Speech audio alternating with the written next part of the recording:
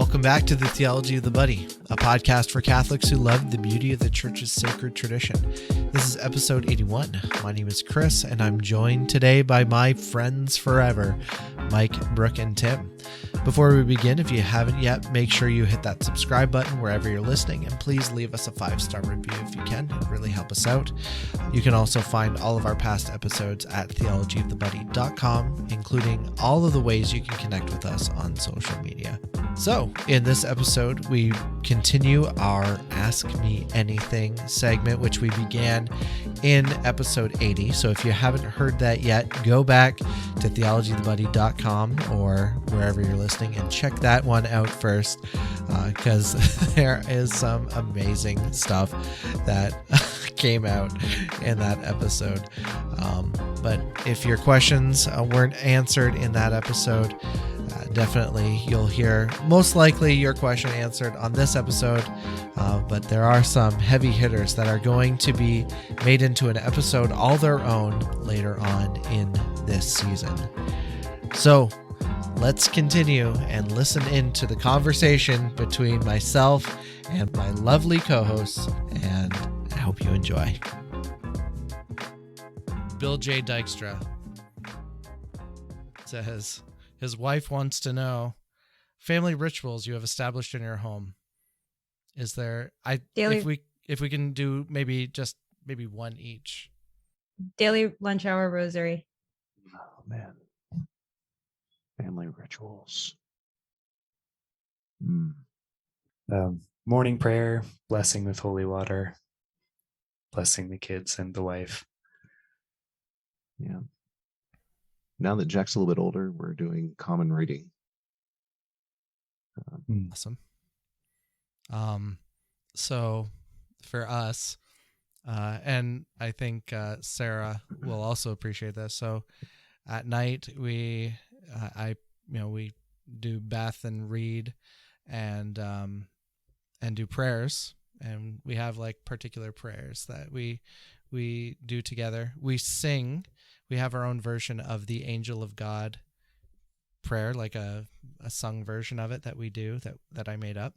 And then when the prayers are all done, we sing the Ave, just like the chorus of the Ave Maria or Immaculate Mary. And then he asks to sing the Tractor Song by Blippi, and then we say goodnight. So that's a family ritual. Okay, next question comes from the same source. Is being based and holy the same thing? No, not at all. No. Not at all. No. I like these questions. Is it but no. Is it just me, or are monkeys terrifying? Like the monkeys or monkeys in general? Monkeys. Monkeys are a little bit scary. Okay, from a distance, they're fine. When you get up close with monkeys, have to interact with them, they're absolute savages. Yeah. Baboons in particular kind of bother me a little bit. Just everything about them. Yeah. Back when I had hair, I used to compare myself. Their butt cheeks. It's just weird, okay? Yeah, back when I had red hair, I used to compare myself to an orangutan quite a bit, but This just in, baboons moving to Toronto by the truck road. No, there was a football coach that was somewhat local that had his girlfriend had a monkey that actually attacked a kid on Halloween. It caused quite a bit of bad press. Oh, Yeah. no, that's awful. I know, it was terrible, and it was like the most predictable thing. Everyone's saying this is bad news, But yeah, it's like he had a girlfriend with a pet monkey, and the obvious thing happened. Yikes. Yeah. You know? Oh boy. I guess she really had 2 pet monkeys. Because the boyfriend was a monkey for... Yeah, that's the joke. Okay. Okay. I'm Wow. glad that I'm not the only one who has jokes that fall absolutely flat on there. What you It's don't going know is in around. the future, everyone listening is laughing super hard at that. Oh, I'm sure. I'm sure. That's okay. I'm taking solace at this moment. Uh, talk about the last time you went goblin mode. What's that? What does that Okay, even is mean? this okay? So going back to the last episode, is this another Ontarioism? I have no Goblin idea. mode. What is Goblin goblin I mode? think this is a Mordorism. What is Yeah. goblin mode meaning? I'm looking this Yeah. up right now. Urban Yes. Dictionary. Goblin. I was, Oh my Like- gosh. No, that can't be what he Okay, means. Urban can I read Dictionary it? is Can a I read very it? questionable resource. Okay, this This is from is- Telegraph. Okay, can I Yeah. read this? Goblin. Okay, this is from Telegraph. Okay, Okay. goblin mode is like when you wake up at 2 a.m. and shuffle into the kitchen wearing nothing but a long t-shirt to make a weird sack like melted cheese on saltines. So are we Oh. talking just like baggy clothes, like just like not trying at home? Is that what this is? This is a thing, and this is I used to- trending. I used to have Sluggish, a loutish, problem- and antisocial behavior. Okay. Yeah. Okay, Something I says used to can have be a problem with described. blood sugar in the middle of the night, and like I would wake up eating food in the kitchen, but I don't know if that actually qualifies because that's Ju- more of an actual medical thing and not just me being a slob. Julie does that all the time. She wakes up at like 3 a.m, shuffles out to the kitchen and eats chocolate. Like specifically chocolate. Wakes up craving chocolate and just goes and gets like a chocolate muffin and downs it, and then and for the record doesn't drink milk afterwards. What? And Heretic. yeah, and then goes back to bed. Okay, so what I'm basically seeing here is that basically when you're at home by yourself and you're not trying to better yourself, like you're doing things that are just like you're there's no thought to it. You're just instinctively doing it. It's like when you put the kids to bed and you put on your hoodie and you just give up on life. I feel called out. Oh yeah. Okay. So it goes on where it's just like people feel like there's so many bad things that are happening out there. Why bother trying when I'm at home? Right. A state of like, I don't want to say sloth, but that's kind of what it ends up State of looking like visually. lethargy. Yeah. Like not really feeling it. I've probably done it more often than I would like to admit, but I also have problems. Brooke's saying it's But been like 2 hours. I will say I've improved since I've told myself every day to get dressed and look at least somewhat presentable, even though I'm not going anywhere. And that did make a big difference. And also a good routine. But you have to have those habits and rituals like you have to really, really work away at them. And then you won't be in goblin mode as often anymore. Most of the time. Yeah. I have There a you hard have time it. with that on Saturdays because I tend to work like Monday, Wednesday, and Friday for 24 hours. And then Saturday, I'll wake up about 2 o'clock in the afternoon and I just don't have anything pending. And it's so hard to get like, okay, now I need to do something. Like, no, there's the couch. There's the book. I think, yeah. I think there's a difference between rest and just relaxing and being comfortable and then goblin mode. I think there is a difference. But, you know. Unfortunately, with I school, I digress. just don't have time for like full on goblin mode. So,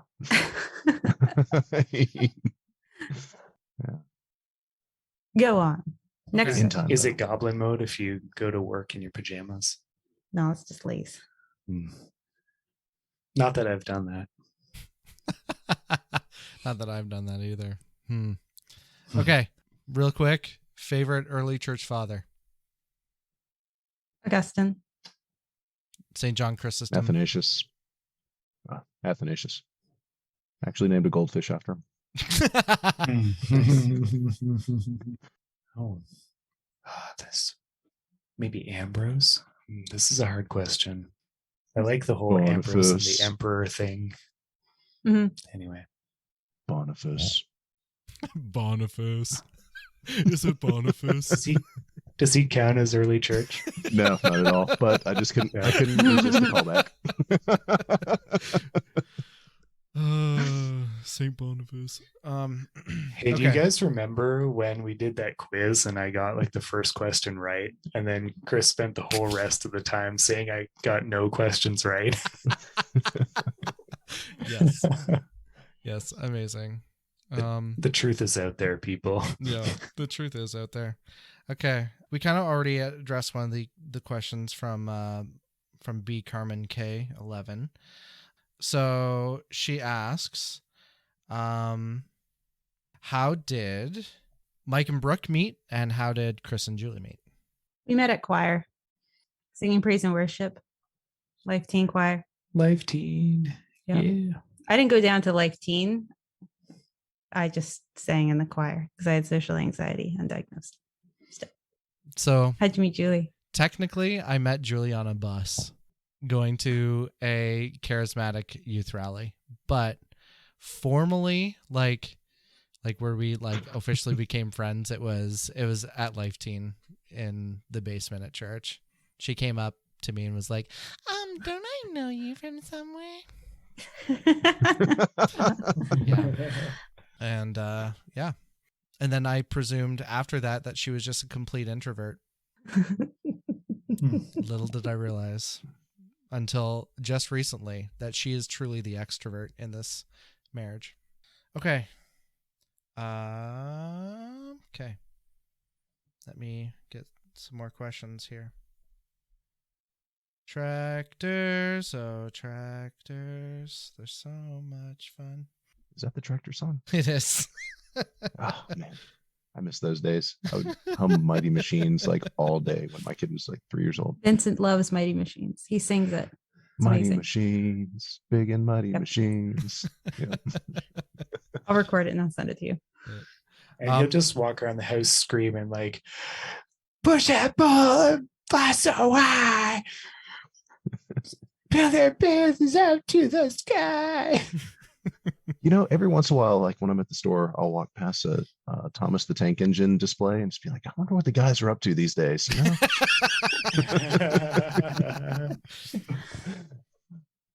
Okay. Actually, I think I will read quickly the question from B Carmen K because it wasn't specifically addressed. She asks, with TLM becoming forbidden in some dioceses, do you think it will push more to the SSPX? Yes. Yes. 100%. Yes. Yep. And I think we'll be we'll be a split between the SSPX and going to the Ukrainian Catholic Church, but I don't think they'll even be safe in the future. A few will probably go that way, but more will probably go to the SSPX, I bet. Yeah. There's some really heavy hitting questions in here. Jen Van Awesome. We've got some really good listeners. Yeah. Okay. Lepanto Rosaries asks, and might I just note, we had an episode on this, but it's good to have an updated opinion from our new co-hosts. Luminous Mysteries of the Rosary, yay or nay? No. They are not in the regular rotation. I like them. This was what you guys discussed back in the day. I like them as a chaplet. I really do. But there's 3 mysteries of the Rosary. That's it. That's what was given to us. St. Louis de Montfort, he suggested praying other mysteries, but that's not at the same level of being, okay, this is an official mystery of the Rosary. So, no. Mm-hmm. Yep. Plus, if you're praying like 5 mysteries daily, the weekly schedule for the OG3 is just great. Agreed. Yep. The OG3, I like that. Yeah. They totally messed up the weekly schedule trying to shoehorn the Luminous into it. They took away the tie into the liturgical seasons. It's just, I hate it. So I'm going to say no. nice as a chaplet. But I'm going to throw another interesting wrench into this conversation. And I would say monkey wrench. Bridgetine rosary, yes. Do you know what the No. Bridgetine rosary is? I'm entirely ignorant here. So, it was instituted and propagated by St. Bridget of Sweden. It is a 6-decade rosary and is traditional in the Discalced Carmelite order as part of the habit. It was richly indulgenced by Pope Leo X in 1515, by Clement the 11th in 1716, and by Benedict the 14th in 1743. There's even a particular blessing for it in the Rituale Romanum. So, It's pretty legit. yeah, I like it.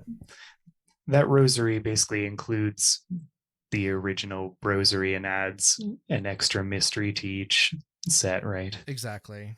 Yep. Okay. So, worst case, you're still praying the entire actual rosary. Yeah. You're just praying a little bit more. Okay. There's some Jen Van Awesome. Shout out to you. You've got some heavy questions. I feel like we need to do a separate episode just on some of her questions. Yeah. I don't think we have time to answer all of these. I apologize. Pick your favorite, and then or pick the one that would not be as great of a standalone episode topic. Or you can read some out and we can say it's a future episode if it's a future episode. Okay. Maybe. So okay, that's fine. At what point did your faith become your own and not something inherited from your parents? Future episode. Oh yeah, we should definitely get into kind of the stories of how we became. Yeah. Mm-hmm. The origin Have to dig up the old Team Orthodoxy blogs. Yeah. Future episode. Yeah. All right. She also asks, what miracles you've witnessed? I mean, that seems like another to mass. Yeah, it's just at mass. Yeah. Yeah. My son was actually really good at mass today. Miracle. Yep, I got some miracles. We actually got through the mass without Matt. That's a miracle. Maybe that's offensive if Aaron's listening. You did great, Aaron. You look great. You practiced hard. You looked great. Okay. Favorite footwear? I got my Danks. Converse All-Star. I like Nuck slippers from Costco. I wear them all the time until they basically have no tread and they smell real bad. I can attest. That's my favorite. Yeah, if I'm not at work, I'm wearing Chucks. You're wearing Even in Chucks? suits usually. Nice. High tops, low tops? Both. Not at the same time, but both. One of each. One of each. Do you have multiple I've colors? actually threatened my wife that I'm going to go buy some cardigans, and when I get home from work, I'm going to take off my boots and put my Chucks on and put on the cardigan and sing songs about my neighbors. Yeah. Nice. Do you have multiple color Chucks? Yes. Nice. I have gray, green, and black. Nice. Although I thought the green were blue when I got them, which was disappointing. But I have a hard time with yellows. I used to wear Chucks all the time. And but they're really not good for your feet because they're flat, right? So they're not good for your arches. And when you're a heavier guy like me with bad arches, you end up buying. I always think. I was gonna say you end up buying a Nike dad shoe, which is called the Nike Air Monarch. Look at this beautiful piece of footwear. This is the best shoe I've ever worn. It's like putting a cloud on my feet. Wow. See, I wonder about the whole them being bad for your feet thing. I think that, they don't offer much support, but, that really encourages your feet to get stronger on their own. It's back when I was doing Hapkido, we did it barefoot and my feet got very, very strong. And so, but wearing all these sneakers with all the padding and everything, I wonder how much of that we're actually just masking the weakness that we have. Chris, your calling feet arches are weak. Chris, how weak are your feet? Your feet are weak. Now, okay, so Grant, Your I'm feet not are going to go. mollis. I'm not going to go try and run a marathon in them, but I think overall that it's at least neutral. I think that might actually be good for your feet though, because you really do have to develop the musculature. I wore them for many develop some years. foot muscles, Chris. Yeah. I wore them I for used to like have- 15 years, man. Mhm. Like it was either those or skater shoes, which were the same thing, only Vans, Airwalks. Vans. Okay, I was Airwalks. DCs. Yeah. Yeah. Oh yeah, Airwalks would have been your era, huh? Yeah, my era back in the day. Respect remember your Air- elders. I remember Airwalks when I was in grade 5. Just kidding. Mhm. Okay. Chocolate chip or peanut butter cookies? Chocolate chip. Chocolate chip. Between those two, chocolate chip, but I'm oatmeal raisin. I am. Yeah. I have to say chocolate chip too, but it depends on the kind. Mm-hmm. Chewy, My chocolate kind. chip. Homemade. Brooke, I'm gonna say something. If it's I was just gonna say I'm gonna say something very controversial for this podcast. It's probably the most controversial opinion I've ever said on here. Your cookies officially have overtaken Mike's sister's cookies. They are so good. I'm sorry, Yes. We're Laura. gonna have a. You're never bake-off going to listen to this episode. podcast, but I'm sorry, Laura. You lost your way somewhere. She does make a better pie than me, but I could practice. Brooke just puts more pecans in them. Mm, That's the secret. And dark chocolate. Oh, that dark chocolate. Yeah. That's true. It's the dark chocolate. Let me too. Wait. sweet dark chocolate, pecan, oatmeal. And it's the Wait, mix dude. too, like half dark chocolate and half. Mm-hmm. Yeah. Do you guys say Ooh. pecans? Pecans. Oh, yeah. Pecans. Okay. Pecans. Pecans. Ah, Okay. pecan. I'm sorry. That Yeah. was yeah. That's how you. There's- That's how you say it when you're on a long trip and you got to bring a can along in case you got to go. Get Uh, out.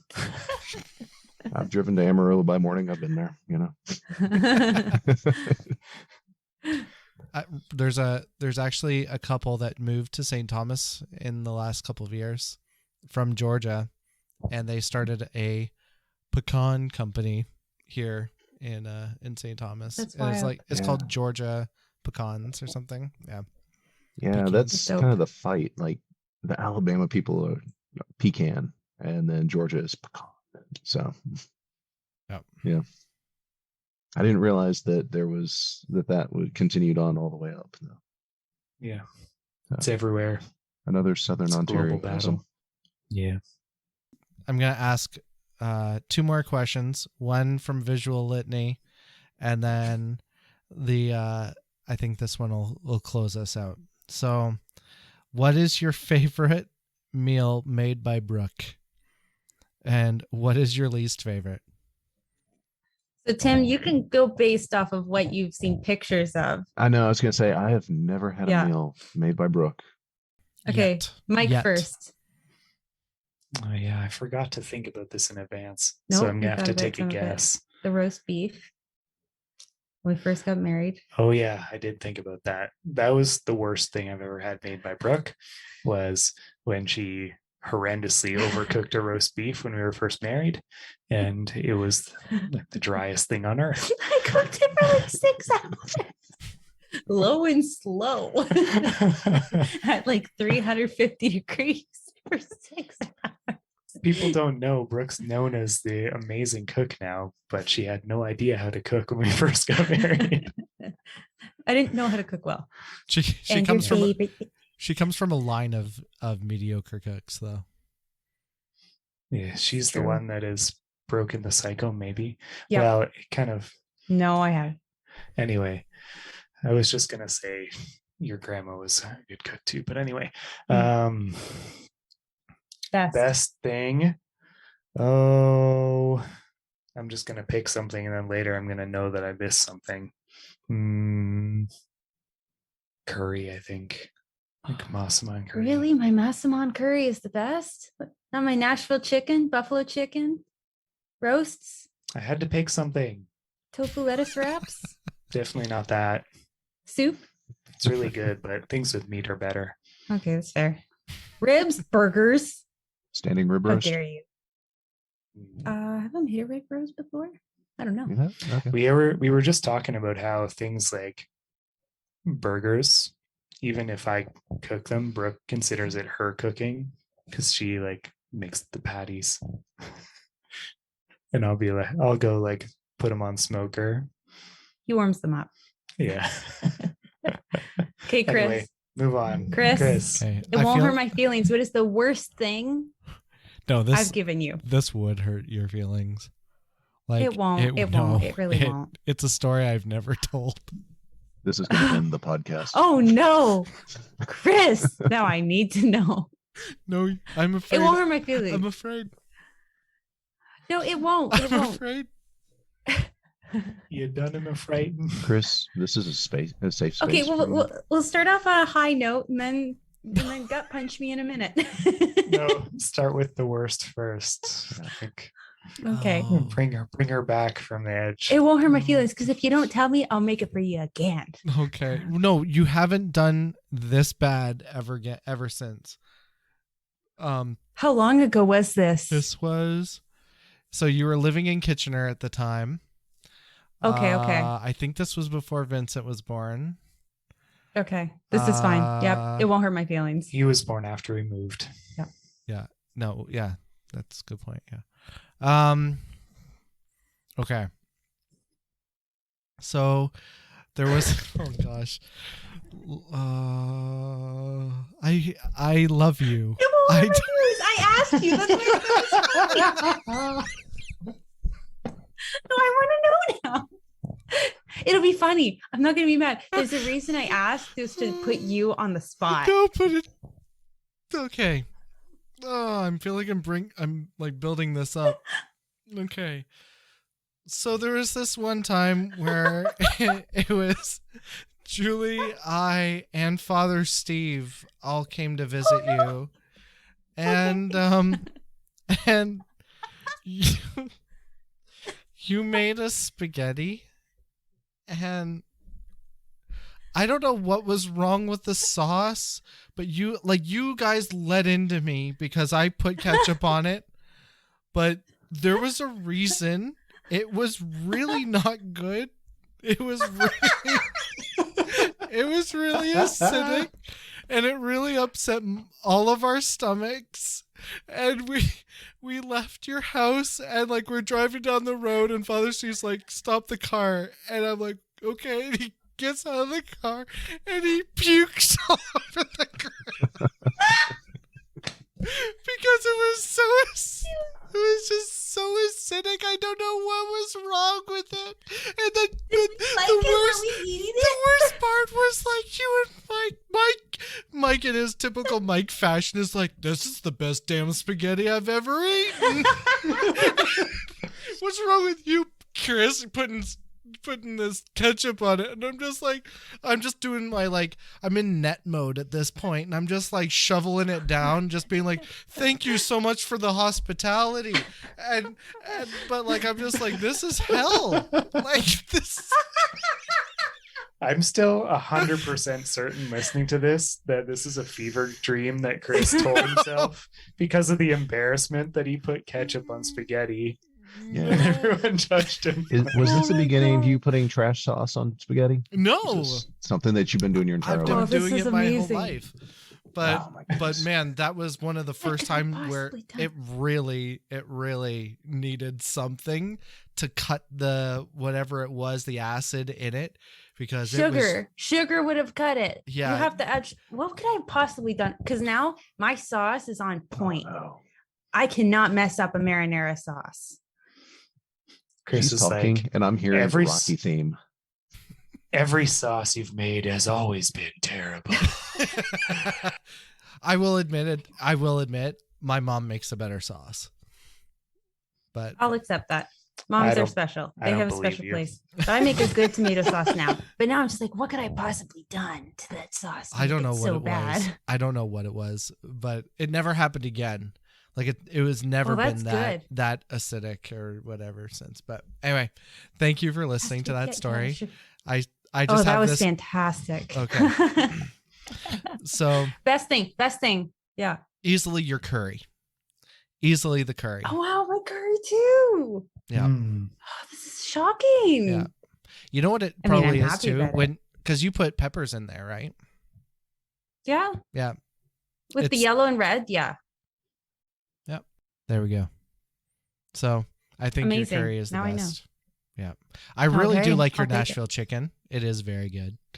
I don't think it is Nashville chicken. I think but It's I like like a it. it's like a mix. Yeah, of it's everything. Nashville inspired. Yeah. But it's delicious. I don't deep fry it, and I don't dip it in the lard with the cayenne pepper and all the seasonings that they'll often put in, just because I don't deep fry my food. I try and bake it, and then I feel like anyway, it's I feel just like an it's inspired. Franklin, Tennessee chicken. Like it's not Nashville. It's I'd have to look close. that up. It's close. I'd but have it's to look not that up. It's not Nashville. Tim Suburb. gets it. Yeah, I got you. Mhm. Home of Dave Ramsey. Home of like Michael W. Smith and like all Oh the my big... goodness, yes, friends are friends forever. If the Lord's the Lord of A them. Lord of them, and a friend will not say never. See, this is stuff that these guys don't know. They just Oh man, you missed the whole Nope. crappy Protestant music experience. Oh. Oh, Dude, I'm so happy for you. I saw Michael W. Smith at a concert in I don't know what year that was, 2012, 2013. He got up Oh, on he's stage still and he started alive. playing that, and I definitely shed a tear. I don't know what you guys are talking about. We heard a lot of crappy Protestant music. Like Marty Matt Maher. Hagen, David right. Hawes. I did not mean to call him out like that. I'd at least call him crappy Catholic music. Chris, was there one more question? Yeah. So this is Okay. the end question. And yeah, like we said, we'll save some of those big ones for actually another podcast. I really like those ones that we had were mentioned. This one is, I think, a really poignant question for our times, especially in Ontario. But I think just in any case. Jen Van Awesome again asks, how do you practice be not afraid? Just go out and do the thing. Honestly, that's really 100% of it. Just do the next right thing every time. Mhm. Yeah. I guess. I'm trying to think of something else smart to say, but that's pretty much it. Do it anyway. Yeah. You know, I mean, what? Sometimes it's a good thing to do. yeah, I mean, we're going to do stuff and we're going to do it afraid, but you know, if you're afraid, just do it afraid. Yeah, do the thing. I was listening to a podcast or not a TED. It was a TED talk. This is very relevant and I can make it very brief. And it was all about regret. And there was more people experienced more regret about having not done something versus having done something. So there's more, I wish I had done this, or I wish I had said this. So there's far more regret in the things that you didn't do than the things that you did. Now, granted, there's obviously some really bad things that I did, and I wish I hadn't done it. But I was thinking, you know, I've if got you a go solid through- list there myself. But if you go through life wishing, you know, I wish I had helped this person, or I wish I had said something, or I wish I took the opportunity when it was there to do something, you'll have that regret, you know, for a long time. So do it anyway. If it's a right, moral, just, good thing to do, that's beneficial, you know, just do it anyway. I would say, yeah, do the thing. But I would say fortitude is a virtue, right? Mhm. And so, the thing about fortitude is that, like any of the virtues, it requires practice, and it requires,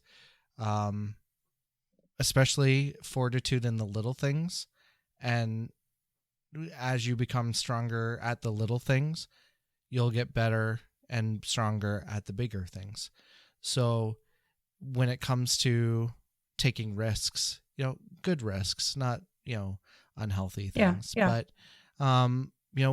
when it comes to taking risks and stepping out in and trusting in God and trusting in God's divine providence and things like that, like we become more and more, trusting in God as we do that, because we also get to experience his providence in the midst of it, and yeah. So I would say that's kind of how I've practiced it in my life. I'm not even close to perfect at all.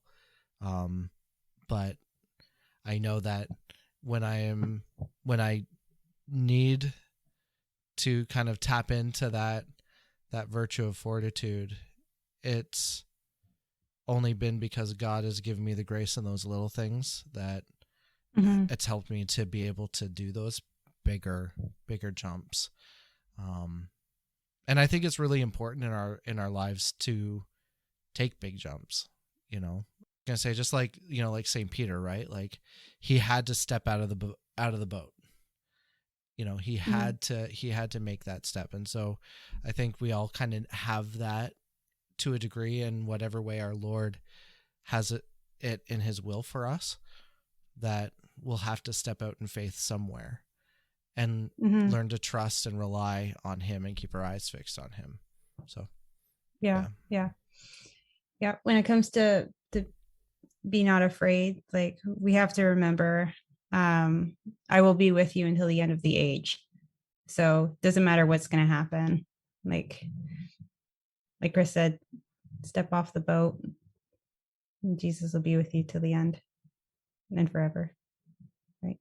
and remember, when you do stuff afraid and it causes you that stress and that anxiety and that, you kind of feel that recoiling in yourself, like you can offer that as a sacrifice for others. Mhm.